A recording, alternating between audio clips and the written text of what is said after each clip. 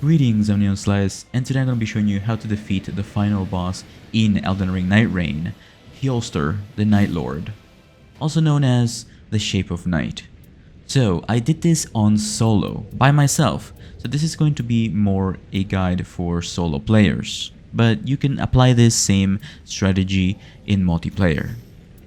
So the first thing to note is that I am using the character Raider with these relics. The first thing you need to know is that this boss is weak to Holy, which looks like this, not like this. And so we are going to be playing as a Raider. Now, if you're playing multiplayer, I recommend you have a teammate that is either Guardian, Iron Knight, or Wilder, or all of those together. You want to prioritize upgrades that improve stance breaking, holy damage, physical damage negation, stamina recovery speed, stamina increase, and poise. Anything that improves your attack damage and physical damage also. So during my first day, I prioritized getting all of the churches, or at least as many as I could. I pretty much speedran through the whole game with Raider by myself. I prioritized doing the easy areas at first, such as the mine shafts, the mausoleums, and the ruins. And then I proceeded to get to level 7 on day 1. In terms of weapon, you want to have at least one weapon that has holy or holy skills. Okay, so holy damage, anything that has holy damage. And if you're playing as Raider, I recommend using colossal weapons such as ultra great swords or axes. I found that the great axe that has rot is really good, so if you can find a holy rot axe, it is really nice. Alternatively, you can start with a relic that makes your starting armament holy and then fully upgrade that with smithing stones 1 and 2 to make it purple. That is your best bet if you don't get a holy area on your playthrough. Additionally, holy grease also helps. But let's get started with the boss battle, and let's go over the various phases of this boss. So the very first phase is quite easy, so you really shouldn't take damage, but it's okay if you do. I took damage. Anyway, I have a lot of damage negation and a lot of HP as Raider, so he should take the forefront. He's also using the skill, the character skill as you saw there, to break the enemy stance, which is amazing with Raider. So critical hits are also very, very important.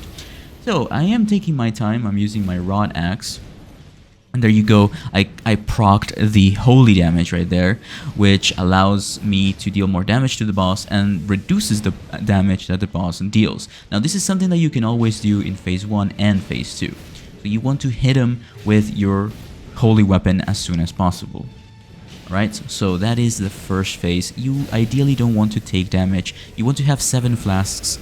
And now let's get started with phase 2.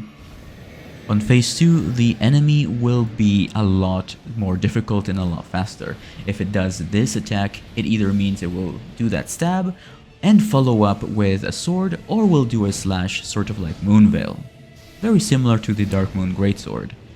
Anyway, so he has, there it is, there's a double swipe that ends with a stab, so it's 3 attacks. You have to keep that in mind.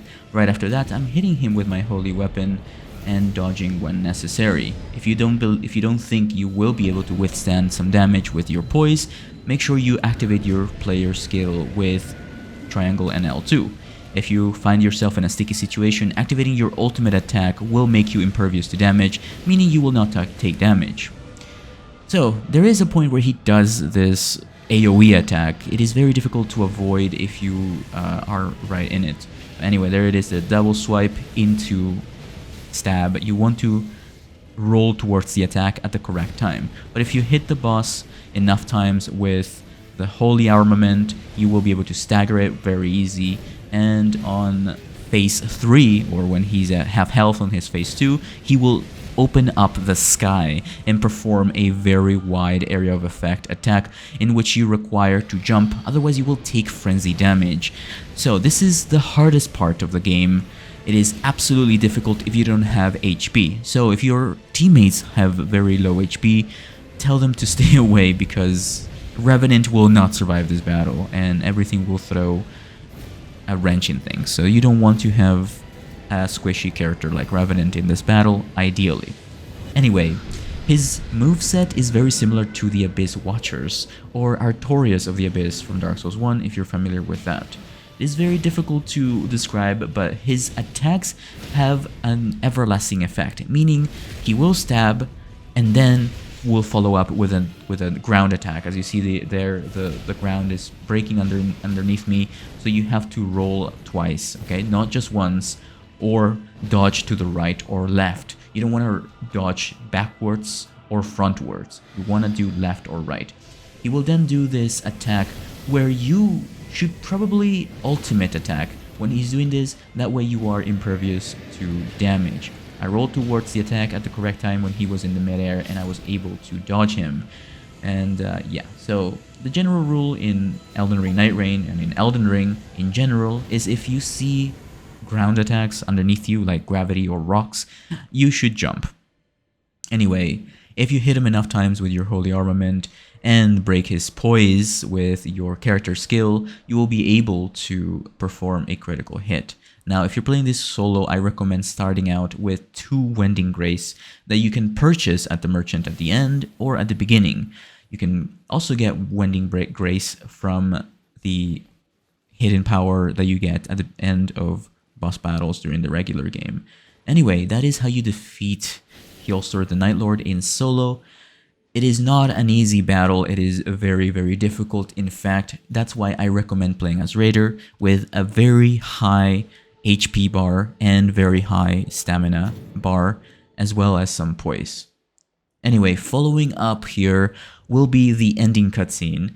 But yeah, let me know what you think about this in the comments down below. If you do have any more questions, let me know in the comments. If you need help with this boss on PC, I can probably help you out. Just join my Discord server, leave a like on this video, and I will jump on and help you most likely if I'm not busy. So join us on our community Discord server and enjoy this cutscene. And yeah, don't forget to subscribe also. It helps a lot. So enjoy. Take care and good luck.